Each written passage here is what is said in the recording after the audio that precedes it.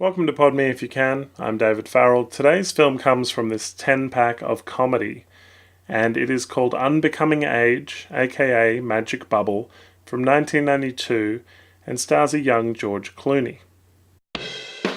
Pardon Me If You Can, movie reviews.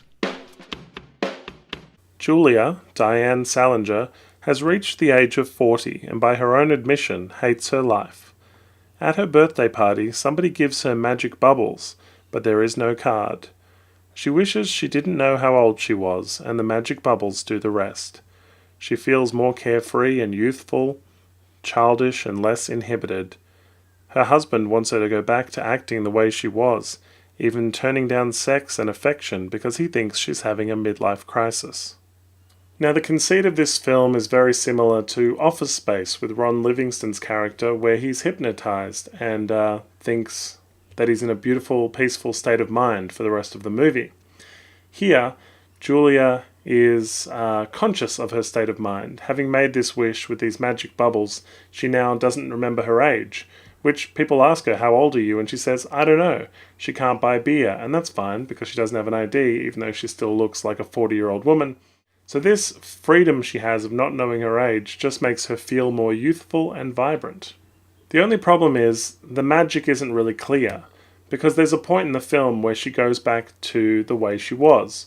At the request of her husband, who wants to divorce her, she decides she'll go back to acting her age, which is 40, and go back to the person she was at the beginning of the film.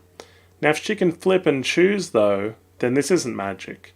And she does remember her age, and then it feels like some kind of psychosis or state of mind or midlife crisis. But then the film does end with them all using the magic bubbles, and everybody feeling more vibrant and youthful, and these bubbles that we still don't get an origin story for having this magical effect. So it's not clear how the magic really works.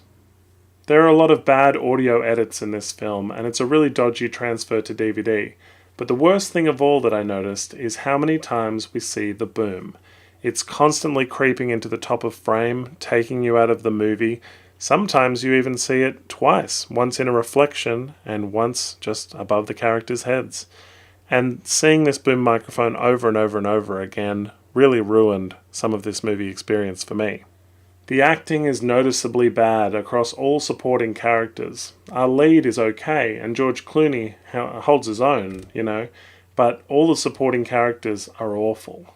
It feels like you're watching an overwritten play.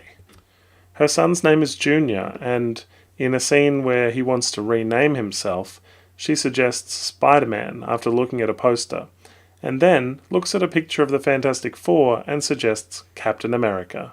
And they eventually settle on the name Willie.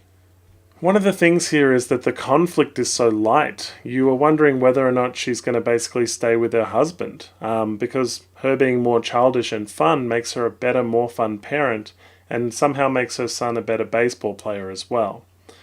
Sort of the thing you find here is they've brought in the George Clooney character to try and woo her away from her husband. Clooney is playing somebody who's just trying to bed her. He says, "Divorce Charles, or we could just have an affair." Remind me of someone. Warren. No. Tom Cruise. No. Kevin Costner. No. Charles. A long time ago. Except I'm a lot cuter, right? Thank you. The scenes with George Clooney are very light. Even though she's a 40-year-old woman, he's attracted to her because the story demands it, and also because, as he puts it, there are other girls out there, but all of them know what age they are. Wallace Shawn plays a therapist here, and he's learning more from her than he's able to teach her, and finding her lifestyle is something that he wants to enjoy as well. The husband is very annoying. He's self-absorbed and inattentive. He's obsessed with work at this marketing agency, and everything there is terrible. All of the taglines are very outdated. For a moisturizing cream, they're like perfect. For the perfect woman, here's the perfect cream. Everything feels very basic. There isn't a scene where he's not wearing a suit. The whole thing with the George Clooney character, he plays Mac. I feel like it wasn't fleshed out well. You never really address the fact that she's got kids, that, what would happen if she ran away with George Clooney. Here, she just walks and talks with him, and it's basically somebody she can lend an ear to who doesn't mind being up till 4 in the morning with her. Clooney's in the film a little bit though, so it's kind of worth watching for his early performance, but technically it is a mess, and the subpar acting of all the supporting cast and the very light story makes it very forgettable. Thanks for watching. If you like what you see, please hit the subscribe button. Like us on Facebook and follow us on Twitter. Check out our podcast at www.podmeifyoucan.com.